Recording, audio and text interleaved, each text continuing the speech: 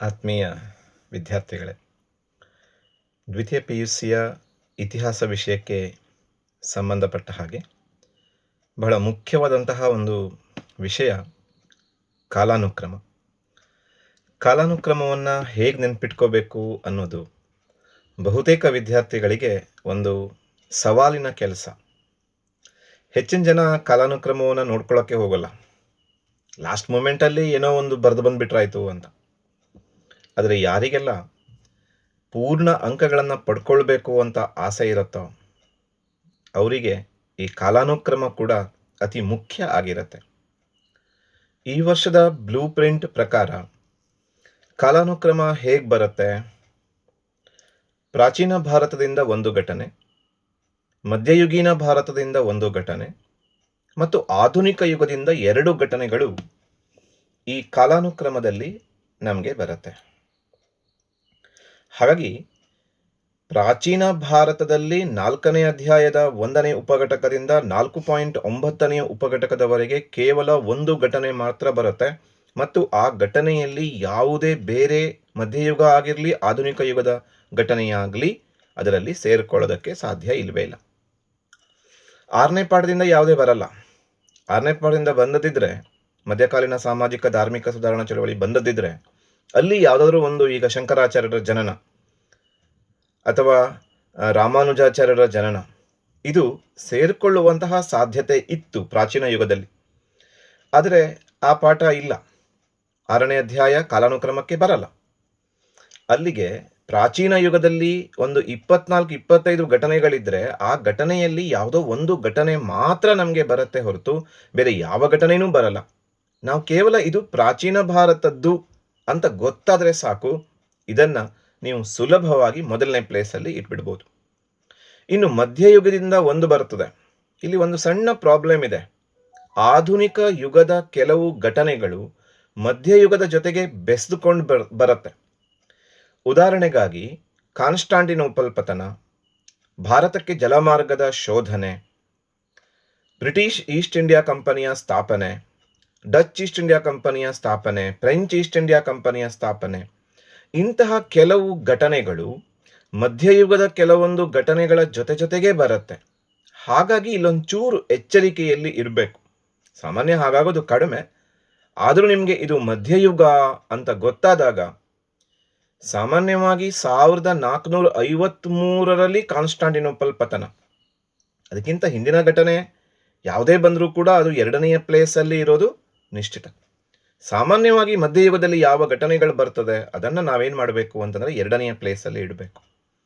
ಇನ್ನು ಆಧುನಿಕ ಯುಗದಲ್ಲಿ ಸಾಮಾನ್ಯವಾಗಿ 2 ಘಟನೆಯನ್ನು ಕೊಟ್ಟಿರ್ತಾರೆ. ಆರಂಭಿಕ ಆಧುನಿಕ ಯುಗದಲ್ಲಿ ಒಂದು ಘಟನೆ ಬರ್ತದೆ ಹಾಗೂ ಕೊನೆಯ ಆಧುನಿಕ ಯುಗದಲ್ಲಿ ಸಾಮಾನ್ಯವಾಗಿ 1900ರ ನಂತರದ ಘಟನೆಗಳು, ಕೆಲವು ಘಟನೆಗಳಿದ್ದಾವೆ ಅಂಥವುಗಳು. 1905ರಲ್ಲಿ ಬಂಗಾಳದ ವಿಭಜನೆಯ ನಂತರ ನಮಗೆ ಶುರುವಾಗತ್ತೆ. ಬಂಗಾಳದ ವಿಭಜನೆ, ಆಮೇಲೆ ಮೈಸೂರು ಬ್ಯಾಂಕಿನ ಸ್ಥಾಪನೆ, ಮೈಸೂರು ವಿಶ್ವವಿದ್ಯಾಲಯದ ಸ್ಥಾಪನೆ, ಆಮೇಲೆ ಕನ್ನಡ ಸಾಹಿತ್ಯ ಪರಿಷತ್ತಿನ ಸ್ಥಾಪನೆ, ಅಸಹಕಾರ ಚಳುವಳಿ, ಜಲಿಯನ್ವಾಲಾ ಬಾಗ್ ದುರಂತ, ಭಾರತ ಬಿಟ್ಟು ತೊಲಗಿ ಚಳುವಳಿ, ಏಕೀಕೃತ ಮೈಸೂರು ರಾಜ್ಯದ ನಿರ್ಮಾಣ, ರಾಜ್ಯ ಪುನರ್ವಿಂಗಡಣಾ ಆಯೋಗದ ನೇಮಕ ಹಾಗೂ ಭಾರತ ಬಿಟ್ಟು ತೊಲಗಿ ಚಳುವಳಿ. ಇದರಲ್ಲಿ ಯಾವುದೋ ಒಂದು ಬರುತ್ತದೆ. ಕೊನೆಯದಾಗಿ ಬರುವಂಥದ್ದು ಏನು ಅಂತ ಕೇಳಿದ್ರೆ, ವಿಶಾಲ ಮೈಸೂರು ರಾಜ್ಯಕ್ಕೆ ಅಥವಾ ಏಕೀಕೃತ ಮೈಸೂರು ರಾಜ್ಯಕ್ಕೆ ಕರ್ನಾಟಕ ಎಂಬ ನಾಮಕರಣ ಯಾವಾಗಾಯಿತು ಅಂತ. ಆರ್ಯರ ಆಗಮನ ಮತ್ತು ಮೈಸೂರು ರಾಜ್ಯಕ್ಕೆ ಕರ್ನಾಟಕ ಎಂಬ ನಾಮಕರಣ ಬಂದುಬಿಟ್ರೆ ಬಹಳ ಅನುಕೂಲ. ಯಾಕೆಂದರೆ ಆರ್ಯರ ಆಗಮನ ಅನ್ನೋದು 1ನೇ ಪ್ಲೇಸು ಹಾಗೂ ಮೈಸೂರು ರಾಜ್ಯಕ್ಕೆ ಕರ್ನಾಟಕ ಎಂಬ ನಾಮಕರಣ ಅನ್ನೋದು ಕಡೆಯ ಒಂದು ಘಟನೆ ಆಗುತ್ತೆ. ಹೀಗೆ ನಾವು ಸಣ್ಣ ಪ್ರಮಾಣದ ಒಂದಿಷ್ಟು ಸೂತ್ರಗಳನ್ನು ಅಳವಡಿಸ್ಕೊಂಡು ನಾವು ಈ ಕಾಲಾನುಕ್ರಮವನ್ನು ಕಲಿತ್ಕೊಂಡ್ರೆ ಬಹಳ ಸುಲಭ ಆಗತ್ತೆ.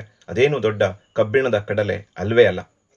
ನಮಗೆ ಹೇಗೆ ಬರಬೇಕು ಅಂತಂದರೆ, ಆ ಘಟನೆಗಳು ಒಂದು ರೀಲ್ಸ್ ಪ್ರಕಾರ ಒಂದಾದ್ಮೇಲೆ ಒಂದು ಘಟನೆಗಳು ನಮ್ಮ ಹತ್ರ ಬರ್ತಾ ಹೋಗ್ಬಿಟ್ರೆ ಆಗ ತುಂಬ ಸುಲಭ ಆಗತ್ತೆ.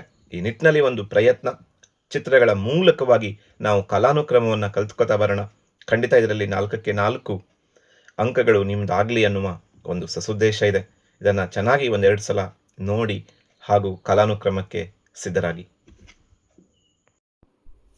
ನೀವಿಲ್ಲಿ ಬ್ಲೂ ಪ್ರಿಂಟನ್ನು ಗಮನಿಸ್ತಾ ಇದ್ದರೆ ಕಾಲಾನುಕ್ರಮಕ್ಕೆ ಸಂಬಂಧಪಟ್ಟ ಪ್ರಶ್ನೆಗಳು ಪ್ರಾಚೀನ ಭಾರತದಿಂದ, ಮಧ್ಯಯುಗೀನ ಭಾರತದಿಂದ, ಆಧುನಿಕ ಯುಗದಿಂದ ಬರುವಂಥದ್ದನ್ನು ಗಮನಿಸ್ಬೋದು.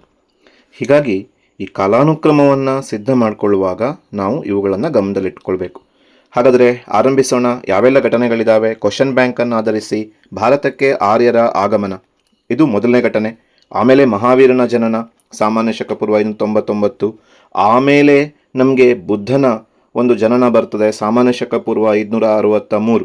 ಆರ್ಯರು, ಮಹಾವೀರ, ಆಮೇಲೆ ಬುದ್ಧ, ಇದು ಅನುಕ್ರಮವಾಗಿ. ಆಮೇಲೆ ಬೌದ್ಧ ಸಮ್ಮೇಳನಗಳು, ಅದರಲ್ಲಿ ಮೊದಲನೆಯ ಬೌದ್ಧ ಮಹಾಸಮ್ಮೇಳನ 483 ಸಾಮಾನ್ಯ ಶಕ ಪೂರ್ವದಲ್ಲಿ ಆರಂಭಗೊಂಡ್ರೆ, ಎರಡನೇ ಬೌದ್ಧ ಮಹಾಸಮ್ಮೇಳನ ಸಾಮಾನ್ಯ ಶಕ ಪೂರ್ವ 383ರಲ್ಲಿ ಆರಂಭ ಆಗತ್ತೆ.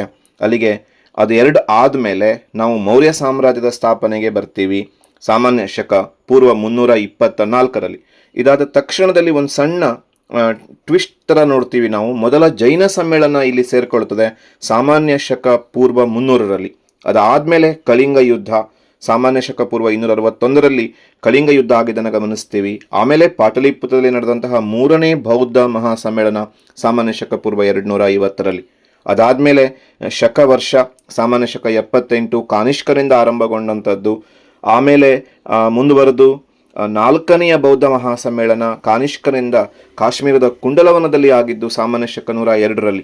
ಆಮೇಲೆ ಗುಪ್ತ ಶಕೆ ಚಂದ್ರಗುಪ್ತ 1ರಿಂದ ಆರಂಭಗೊಂಡಿದ್ದು ಸಾಮಾನ್ಯ ಶಕ 320ರಲ್ಲಿ. ಇನ್ನೊಂದು ಪ್ರಮುಖ ಘಟನೆ ನೋಡ್ತೀವಿ, ಪಾಹಿಯಾನ್ ಬರ್ತಾನೆ ಎರಡನೇ ಚಂದ್ರಗುಪ್ತನ ಆಸ್ಥಾನಕ್ಕೆ, ಸಾಮಾನ್ಯ ಶಕ 399ರಲ್ಲಿ ಆತ ಬಂದ ಅಂತ ನೋಡ್ತೀವಿ.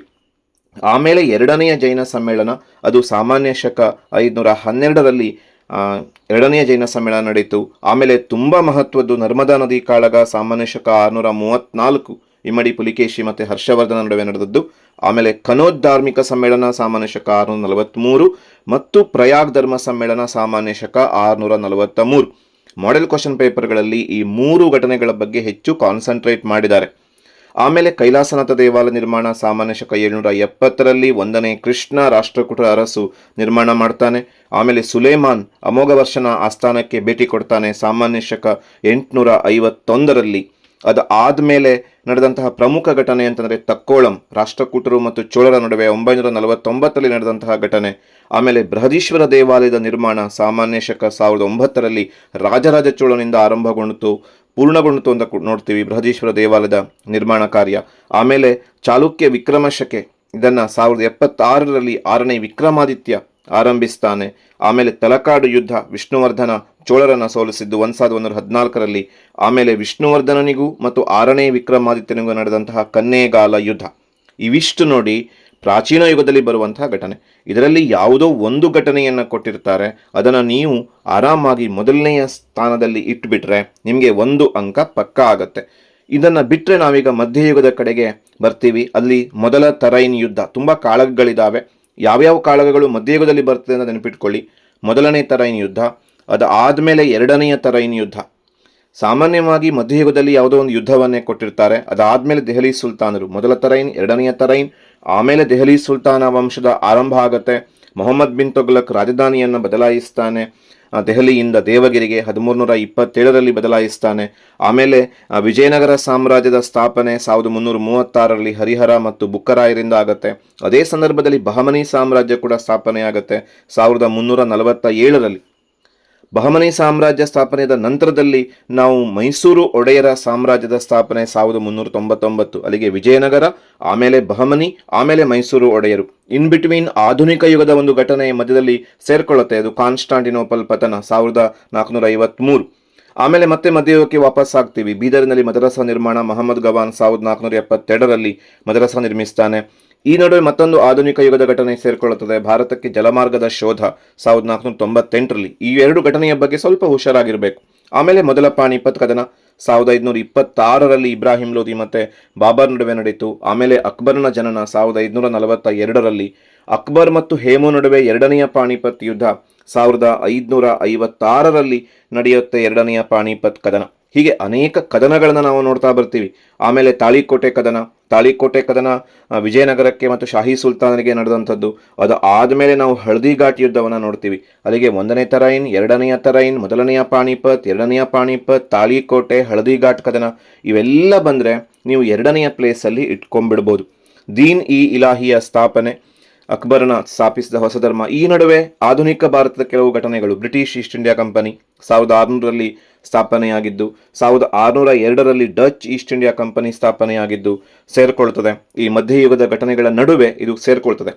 ಆಮೇಲೆ ದಸರಾ ಉತ್ಸವ ಮಧ್ಯಯುಗದ ಘಟನೆ. 1610ರಲ್ಲಿ ರಾಜ ಒಡೆಯರಿಂದ ಆರಂಭಗೊಂಡಂತಹ ದಸರಾ ಉತ್ಸವ. ಆಮೇಲೆ ಶಿವಾಜಿಯ ಜನನ 1627ರಲ್ಲಿ ಶಿವಾಜಿಯ ಜನನ ಆಯಿತು. ಆ ನಂತರದಲ್ಲಿ ನಾವು ಗಮನಿಸ್ತಾ ಇದ್ದ ಹಾಗೆ ಮತ್ತೊಂದು ಆಧುನಿಕ ಯುಗದ ಘಟನೆ ಸೇರಿಕೊಳ್ತದೆ, ಫ್ರೆಂಚ್ ಈಸ್ಟ್ ಇಂಡಿಯಾ ಕಂಪನಿಯ ಸ್ಥಾಪನೆ 1664. ಅದಾದಮೇಲೆ ಶಿವಾಜಿ ಮತ್ತು ಜೈಸಿಂಗ್ ನಡುವೆ ಪುರಂದರ ಒಪ್ಪಂದ ನಡೀತು.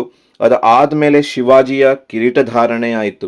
ಇವಿಷ್ಟು ಮಧ್ಯಯುಗದ ಘಟನೆಗಳು. ಈ ಮಧ್ಯಯುಗದ ಘಟನೆಗಳ ನಡುವೆ ಕಾನ್ಸ್ಟಾಂಟಿನೋಪಲ್ ಪತನ, ಭಾರತಕ್ಕೆ ಜಲಮಾರ್ಗದ ಶೋಧ, French East India Company, British East India Company, Dutch East India Company ಸೇರ್ಕೊಳ್ಳೋದನ್ನು ಗಮನಿಸಬೇಕು. ಆಧುನಿಕ ಯುಗಕ್ಕೆ ಬಂದರೆ ಇಲ್ಲೂ ಕೂಡ ಕೆಲವೊಂದು ಕದನಗಳು, ಅದರಲ್ಲಿ ಪ್ಲಾಸಿ ಕದನ, ಅದಾದಮೇಲೆ ಬಕ್ಸಾರ್ ಕದನ, ಇವೆರಡು ಬಹಳ ಪ್ರಮುಖವಾದಂತಹ ಕಾಲಾನುಕ್ರಮದಲ್ಲಿ ಕೇಳಬಹುದಾದಂಥ ಪ್ರಶ್ನೆಗಳು. 1757 ಪ್ಲಾಸಿ, 1764ರಲ್ಲಿ ಬಕ್ಸಾರ್ ಕದನ. ಶ್ರೀರಂಗಪಟ್ಟಣ ಒಪ್ಪಂದ 1792. 1793ರಲ್ಲಿ ಶಾಶ್ವತ ಕಂದಾಯ ಅಥವಾ ಕಾಯಂ ಗುತ್ತಾ ಕಾಯಂ ಜಮೀನ್ದಾರಿ ಪದ್ಧತಿ ಲಾರ್ಡ್ ಕಾರ್ನವಾಲಿಸ್ ಜಾರಿಗೆ ತರ್ತಾನೆ. ಈ ನಡುವೆ ತುಂಬ ಇಂಪಾರ್ಟೆಂಟ್ ಅಂತ ಬ್ರಹ್ಮ ಸಮಾಜದ ಸ್ಥಾಪನೆ 1828. ಮಾಡೆಲ್ ಕ್ವಶನ್ ಪೇಪರ್ಗಳಲ್ಲಿ ಇದನ್ನು ಕೇಳಿದ್ದಾರೆ. ಆಮೇಲೆ ಸತಿ ಅಬೋಲಿಷನ್, ಪೂರ್ವಸಿದ್ಧತಾ ಪರೀಕ್ಷೆಯಲ್ಲಿ ಕೇಳಿದ್ದಾರೆ. ಸತಿ ಪದ್ಧತಿಯ ನಿಷೇಧ 1829. ಬ್ರಹ್ಮ ಸಮಾಜ ಆದಮೇಲೆ ಸತಿ ಪದ್ಧತಿಯ ನಿಷೇಧ. ಈ ನಡುವೆ ಮೆಕಾಲೆ ಮಿನಿಟ್ ಅಥವಾ ಮೆಕಾಲೆ ವರದಿ 1835ರಲ್ಲಿ ಮೆಕಾಲೆ ಇಂಗ್ಲಿಷ್ ಶಿಕ್ಷಣಕ್ಕೆ ಸಲಹೆಯನ್ನು ಕೊಡ್ತಾನೆ, ಇಂಗ್ಲಿಷ್ ಶಿಕ್ಷಣವನ್ನು ಜಾರಿಗೆ ತರ್ತಾನೆ ಲಾರ್ಡ್ ವಿಲಿಯಂ ಬೆಂಟಿಂಗ್. ಆಮೇಲೆ ವುಡ್ಸ್ ವರದಿ ಅಥವಾ ವುಡ್ಸ್ ಡಿಸ್ಪ್ಯಾಚ್ 1854, ತುಂಬ ಇಂಪಾರ್ಟೆಂಟು. ಆಮೇಲೆ first war of Indian independence, ಭಾರತದ ಪ್ರಥಮ ಸ್ವಾತಂತ್ರ್ಯ ಸಂಗ್ರಾಮ 1857ರಲ್ಲಿ ಆಯಿತು. ರಾಣಿ ವಿಕ್ಟೋರಿಯಾ 1858ರಲ್ಲಿ ಘೋಷಣೆಯನ್ನು ಕೊಡ್ತಾಳೆ, ಕೆಲವೊಂದಿಷ್ಟು ಆಶ್ವಾಸನೆಗಳನ್ನು ಕೊಡ್ತಾಳೆ ಭಾರತೀಯರಿಗೆ, ಅದನ್ನು ನಾವು ಸೇರಿಸ್ಕೋಬೇಕು. ಅದಾದಮೇಲೆ ಮೈಸೂರು ರಾಜ್ಯಕ್ಕೆ ಮೊದಲ ರೈಲು ಮಾರ್ಗ 1859ರಲ್ಲಿ ಬೆಂಗಳೂರು ಮತ್ತು ಜೋಲಾರ್ಪೇಟೆ ನಡುವೆ ಬಂದಿದ್ದು. 1875ರಲ್ಲಿ ಆರ್ಯ ಸಮಾಜ ಸ್ಥಾಪನೆಯಾಗಿದ್ದು. ಇವೆಲ್ಲ ಸಾಮಾನ್ಯವಾಗಿ ಆಧುನಿಕ ಯುಗದ ಮೊದಲ ಘಟನೆಗಳಾಗಿದ್ದು ಸಾಮಾನ್ಯವಾಗಿ 3ನೆಯ ಸ್ಥಾನದಲ್ಲಿ ಸೇರಿಕೊಳ್ಳುವಂಥದ್ದು. ಇನ್ನು ಭಾರತೀಯ ರಾಷ್ಟ್ರೀಯ ಕಾಂಗ್ರೆಸ್ಸಿನ ಸ್ಥಾಪನೆ ಮತ್ತು ಮೊದಲ ಅಧಿವೇಶನ 1885. ಆಮೇಲೆ 1893ರಲ್ಲಿ ಐತಿಹಾಸಿಕ ಚಿಕಾಗೋ ವಿಶ್ವಧರ್ಮ ಸಮ್ಮೇಳನ, ವಿವೇಕಾನಂದರು ಭಾಗವಹಿಸ್ತಾರೆ. ಆಮೇಲೆ ಭಾರತಕ್ಕೆ ಹಿಂದಿರುಗಿ ರಾಮಕೃಷ್ಣ ಮಿಷನ್ ಅನ್ನು ಸ್ಥಾಪಿಸ್ತಾರೆ. 1897ರಲ್ಲಿ ಅವರು ರಾಮಕೃಷ್ಣ ಮಿಷನ್ ಅನ್ನು ಸ್ಥಾಪಿಸ್ತಾರೆ ಬೇಲೂರು ಮಠದಲ್ಲಿ, ಕಲ್ಕತ್ತಾದ ಸಮೀಪ. ಸಾಮಾನ್ಯವಾಗಿ ಈ 1900ಕ್ಕಿಂತ ಹಿಂದಿನ ಘಟನೆಗಳು ಸಾಮಾನ್ಯವಾಗಿ 3ನೆಯ ಒಂದು ಸ್ಥಾನದಲ್ಲಿ ಸೇರಿಕೊಳ್ತದೆ.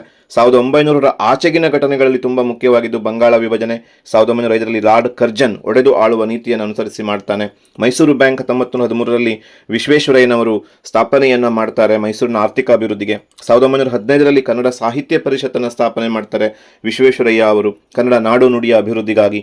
1916ರಲ್ಲಿ ಮೈಸೂರು ವಿಶ್ವವಿದ್ಯಾಲಯ, ಕರ್ನಾಟಕದ ಮೊಟ್ಟ ಮೊದಲ ವಿಶ್ವವಿದ್ಯಾಲಯವಾಗಿ ಮೈಸೂರು ವಿಶ್ವವಿದ್ಯಾಲಯ ಸ್ಥಾಪನೆಯಾಗುತ್ತೆ ವಿಶ್ವೇಶ್ವರಯ್ಯನವರಿಂದ. ಆಮೇಲೆ ಜಲಿಯನ್ ವಾಲಾಬಾಗ್ ದುರಂತ 1919, ಜನರಲ್ ಡಯರ್ ನಡೆಸಿದಂತಹ ಒಂದು ಭೀಕರವಾದಂತಹ ಹತ್ಯಾಕಾಂಡ. ಅದಾದಮೇಲೆ ಅಸಹಕಾರ ಚಳುವಳಿ 1920ರಲ್ಲಿ ಅಸಹಕಾರ ಚಳುವಳಿ ಆಯಿತು ಅಂತ ನೋಡ್ತೀವಿ. ಇದರ ಜೊತೆಯಲ್ಲಿ ಬಂದರೆ ಬೆಳಗಾವಿ ಕಾಂಗ್ರೆಸ್ ಅಧಿವೇಶನ 1924, ಗಾಂಧೀಜಿಯವರು ಅಧ್ಯಕ್ಷತೆಯನ್ನು ವಹಿಸಿದಂಥ ಏಕೈಕ ಸಮ್ಮೇಳನ, ಕರ್ನಾಟಕದಲ್ಲಿ ನಡೆದಂಥ ಏಕೈಕ ಸಮ್ಮೇಳನ. ಅದಾದಮೇಲೆ ಭಾರತ ಬಿಟ್ಟು ತೊಲಗಿ ಚಳುವಳಿ 1942ರಲ್ಲಿ ಗಾಂಧೀಜಿಯವರು ತನ್ನ ಅಂತಿಮ ಹೋರಾಟ ಮಾಡು ಇಲ್ಲವೇ ಮಡಿ ಎಂಬ ಘೋಷಣೆ ಕೊಟ್ಟಿದ್ದು. ಆಮೇಲೆ ಸ್ವಾತಂತ್ರ್ಯ ನಂತರ ಭಾಷಾವಾರು ರಚನೆಗಾಗಿ ರಾಜ್ಯಗಳ ಪುನರ್ವಿಂಗಡಣಾ ಸಮಿತಿ ಅಥವಾ ಫಜಲ್ ಅಲಿ ಸಮಿತಿ. ಆಮೇಲೆ 1956 ನವೆಂಬರ್ 1 ಏಕೀಕೃತ ಮೈಸೂರು ರಾಜ್ಯದ ಸ್ಥಾಪನೆಯಾಯಿತು ಅಂತ ನೋಡ್ತೀವಿ. ಹಾಗೂ ಕೊನೆಯದಾಗಿ ಕರ್ನಾಟಕ ರಾಜ್ಯಕ್ಕೆ, ಮೈಸೂರು ರಾಜ್ಯಕ್ಕೆ ಕರ್ನಾಟಕ ಎಂಬ ನಾಮಕರಣ. ಇವಿಷ್ಟನ್ನು ನಾವು ಅತ್ಯಂತ ಪ್ರಮುಖವಾಗಿ ನೋಡ್ಕೋಬೇಕು. ಧನ್ಯವಾದಗಳು.